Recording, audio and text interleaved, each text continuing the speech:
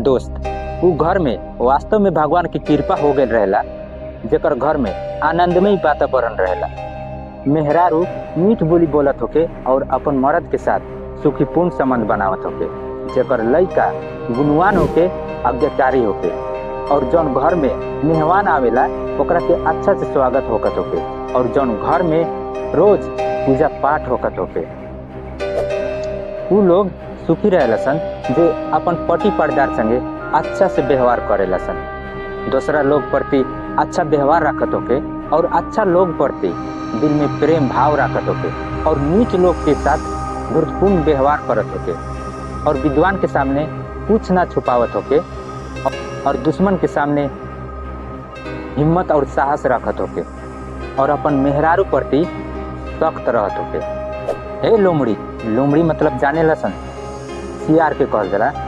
हे लोमड़ी, तू ओकरा के मत को जेकर आँख भगवान के सच्चा भक्त के ना देखले होके, जेकर हाथ कोनो दान ना कैले होके, जेकर गोड़ कोनो तीर्थ यात्रा में ना गई होके, कोनो पवित्र स्थल में ना गई होके, तू ओकरा के मत को, न तो तुम्हें अशुद्ध हो जाएगे।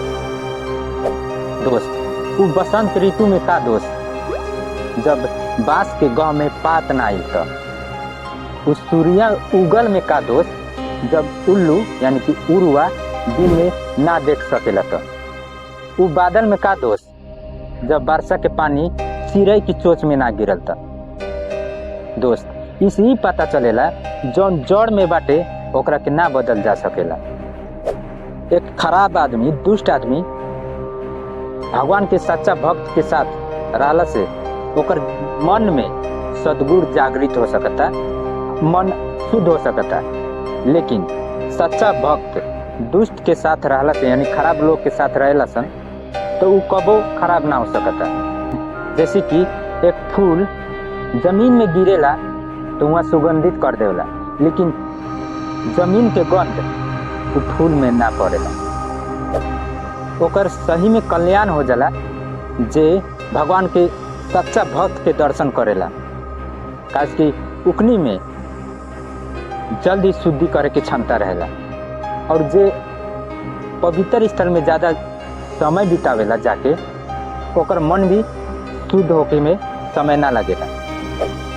जौन घर में ब्राह्मण सब आवेला सन तो ओकर गोड़ ना धोएला सन, उ घर में कोनो पूजा पाठ ना करत होके सन भगवान के, और वेद शास्त्र के मंत्र के जोर जोर से उच्चारण ना करत होके सन, और पितृ के और भगवान के भोग ना लगावत होके सन, उइसन घर शमशान होला।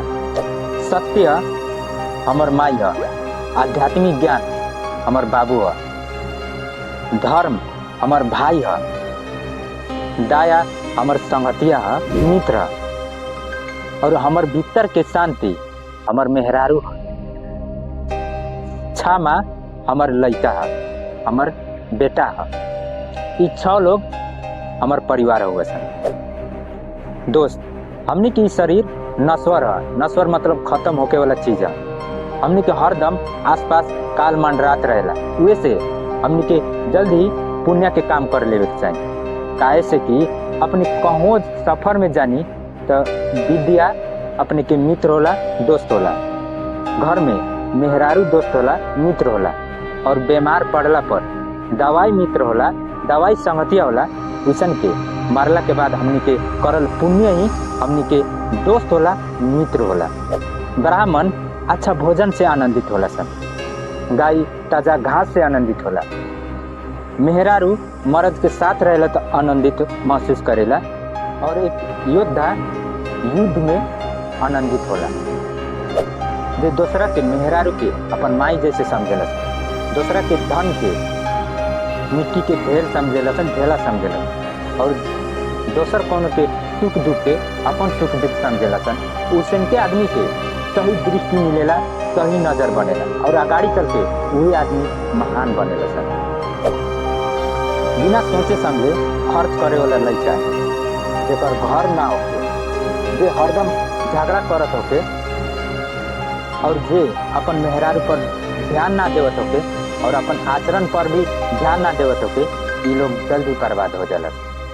जे धन दौलत अनाज पावे में ज्ञान पावे में लाज ना मानेला सन, ऐसा आदमी हरदम सुखी रहेला सन। दोस्त, बूंद बूंद पानी से समुंदर बनेला, वैसन के बूंद बूंद ज्ञान से आदमी ज्ञानी बनेला। बूंद बूंद गुण अपनैला से आदमी गुणवान बनेला, वैसन के बूंद बूंद धन बचैला से आदमी धनवान बनेला।